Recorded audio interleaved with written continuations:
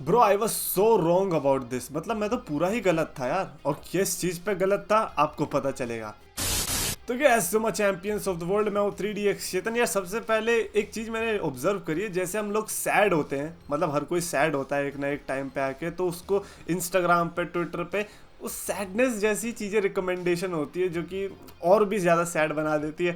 हम WWE fans को पता है क्या रिकमेंड होता है जब हम सैड होते हैं? डॉल्फ जिगलर वाला promo, you know sometimes you can give and give and give and you get nothing in return, and that is so funny. और देखना कभी भी आप सैड हो गए आपके सामने ये जरूर आएगी, मेरे सामने आई है multiple times, that is why I am saying. Anyways now let's talk about the SmackDown, जो कि ओ भाई जीरो हाइप थी मेरे लिए, मतलब कोई रीजन ही नहीं था मेरे पास हाइप होने का। एंड देन प्रेस कॉन्फ्रेंस हो गई ब्रो, प्रेस कॉन्फ्रेंस में जो मजा आया है, मैंने पहले भी कहा था कि ऐसे मेजर शोज या फिर जब आप दूसरी सिटीज में जा रहे हो तो आपको ऐसे प्रेस कॉन्फ्रेंसेस कराने चाहिए, एंड वो क्लियरली दिख भी रहा था।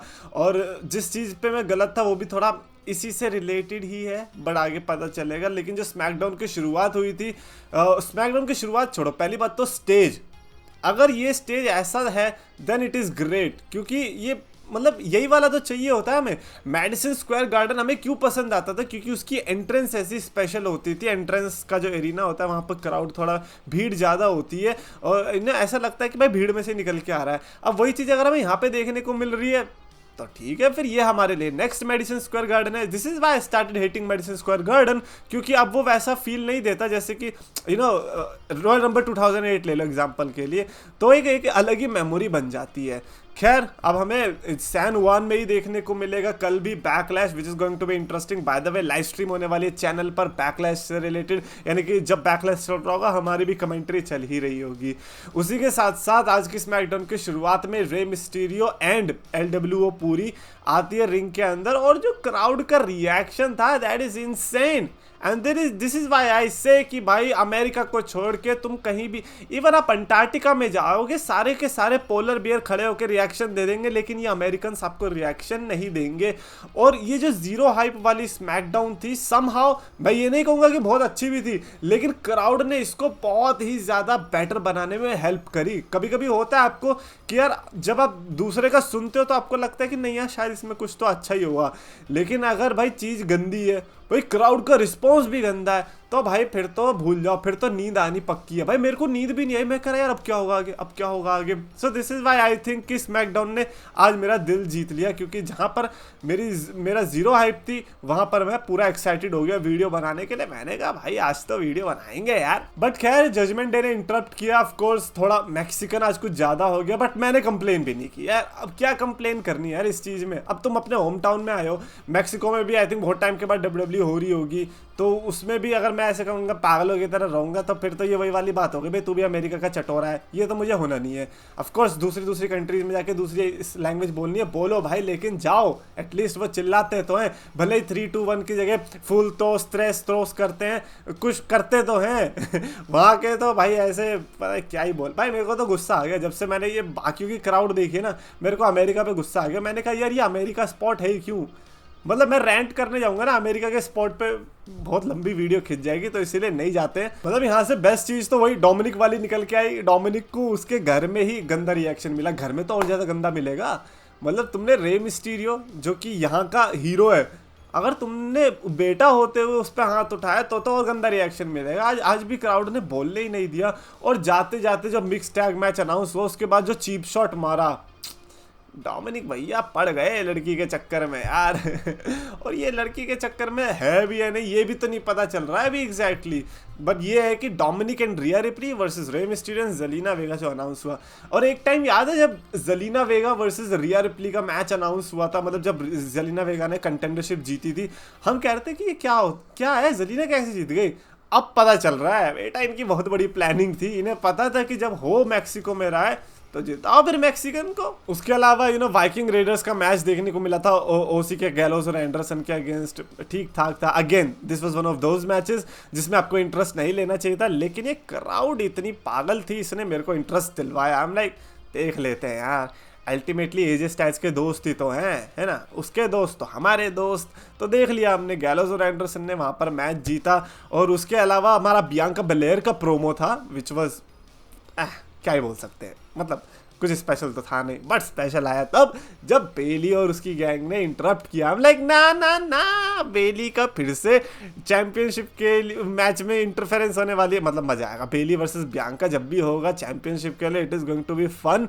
बट जो 3-on-1 की सिचुएशन के बाद जो रकेल और लिव मॉर्गन आई और रकेल ने जो बेली को धक्का मार के फेंका है, आई थिंक वो कैमरा एंगल उनको सही से दिखाना चाहिए था, बिकॉज वो ऐसा एंगल है जिससे रकेल रोड्रिगेज पूरी बन सकती थी सुपरस्टार। मतलब क्योंकि हमें उसको पावरफुल दिखाना है ना, वो पावरफुल ही है, लेकिन अगर वो दिख ही नहीं रही तो क्या फायदा, जब दिख वो ऐसे टाइम पे दिए, ए मेरी बैक देखो देखो मैं कितनी स्ट्रांग हूँ, ऐसे टाइम पे दिख रही है तो उसका कोई फायदा नहीं है। जब दिखना चाहिए था तब दिखी नहीं। बेली को जो फेंका है, मतलब मैं तो देखूंगा ही, बेली थी तो बुरा भी लगा था, but at the same time like oh wow इतनी पावर, और बिना हंसे किया है, wow that's an achievement for Raquel Rodriguez.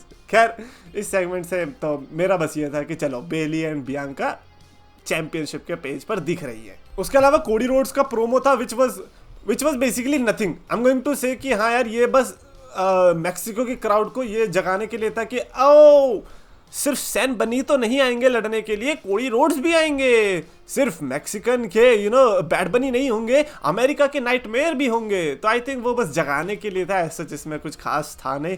उसके अलावा जो वर्ल्ड हेवीवेट चैंपियनशिप के लिए चीज़ें पता चली कल, वो ये भी कि रॉ में टूर्नामेंट शुरू होगा और स्मैकडाउन में जाके ख़त्म होगा, और इन दोनों के विनर्स जो है नाइट ऑफ चैंपियंस में लड़ने वाले हैं चैंपियनशिप के लिए। ना पीपल आर सेइंग कि स्मैकडाउन का अगर जीत गया, तो अगर स्मैकडाउन को जीत भी जाता है तो वो भी रॉ में ही आने वाला है। Clearly triple H set during draft की वर्ल्ड हेवीवेट चैंपियनशिप तो रॉ की है, तो अगर कोई स्मैकडाउन का जीतता भी है तो भी रॉ में ही आने वाला है। इतना कुछ ज़्यादा रोने की जरूरत नहीं है इस चीज़ के अंदर।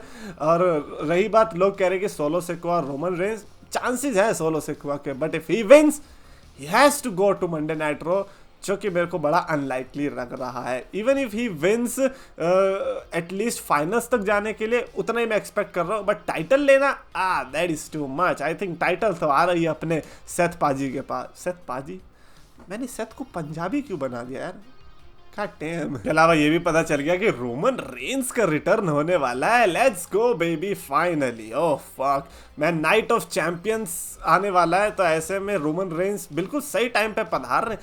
एंड यू नो व्हाट, मेरे को लगता है ऐसे ब्रेक बनते हैं, ऐसे ब्रेक बनते हैं जब ऐसे टटपूंजरे पेपर व्यूज होते हैं ना, जो कि उतने बड़े पेपर व्यूज नहीं होते। तो ऐसे में ऐसा वर्ल्ड चैंपियन अगर मिस हो जाए तो उसकी तो वैल्यू रहती है, साथ साथ नए सुपरस्टार को जो मौका मिलता है दैट इज अनरियल। मतलब समझ रहे हो, कोडी ब्रॉक, मतलब ब्रॉक तो क्यों बोल रहा हूँ मैं, ब्रॉक तो ऑलरेडी बिग स्टार है। आप डेमिन प्रीस्ट और बैड बनी को ही ले लो, तो I think it is important कहीं ना कहीं तो। And now that he is back, एक दोबारा से वो चार्म वापस आ जाएगा। उसके अलावा हमें आई गेस मेन इवेंट ही था फिर, और इस मेन इवेंट में जो हुआ था मैं उसमें बताने वाला था कि मेरी क्या गलती थी। तो यहाँ पर जो मिक्स मैच था, ये this was good, definitely match of the night था। यहाँ पर रे मिस्टीरियो की टीम ने मैच जीता, और उसके बाद डेमिन प्रीस्ट भी आ गया, अटैक करने लग गया। ऑफकोर्स अटैक तो बनता ही था यार, लेकिन देन बचाने कौन आया, LWO के साथ साथ बैड बनी। और बैड बनी का स्वैग अलग ही लेवल पर, और जैसे ही बैड बनी का थीम सॉन्ग बजा, जो क्राउड का रिएक्शन आया, वो था मेरी गलती। क्योंकि मैंने पिछले कुछ वीडियोस से ये कह रहा हूँ कि बैड बनी और डेमिन प्रीस्ट का मेन इवेंट नहीं होना चाहिए, they don't deserve it, they don't deserve the main event. But after seeing that alone I can say कि भाई ये ही मेन इवेंट होगा और होना चाहिए। I think that's what that country deserve at least, है ना। मतलब अगर आप रिएक्शन भी दे पा रहे हो और आपको जेन्युइनली इंटरेस्ट भी है उसके अंदर, तो मेरे हिसाब से उसको अगर मेन इवेंट भी हो गया तो एज सच कुछ इश्यू है नहीं। ऊपर से सैन जुआन स्ट्रीट फाइट है, दैट इज ग्रेट। तो यहाँ पर मैं गलत था, और मैं अपनी मिस्टेक को रेक्टिफाई करने के लिए मैं कहता हूँ कि भाई इसको मेन इवेंट होना चाहिए फॉर श्योर। मैं अब खुद जेन्युइनली इसमें इंटरेस्टेड हूँ, क्योंकि अब लोग अगर इंटरेस्टेड दिखाई देंगे तो फिर उस हिसाब का रिएक्शन हमें भी देने में मज़ा आएगा। अदरवाइज वो सोते रहेंगे तो फिर हम भी सो जाएंगे। खैर आज की स्मैकडाउन आई वुड से मैं एक्सपेक्ट कर रहा था 1.75 तक की जाएगी, बट जैसे ही पूरा शो हो गया I can say it was definitely 3.5 out of 5 की। कमेंट्स में लिखकर बताना अपनी स्टार रेटिंग, या फिर आपको कोई चीज़ अच्छी लगी है वर्ल्ड हेवीवेट टाइटल से रिलेटेड। और अगर आपको वीडियो पसंद आए तो प्लीज लाइक करो, शेयर करो, चैनल को सब्सक्राइब करो।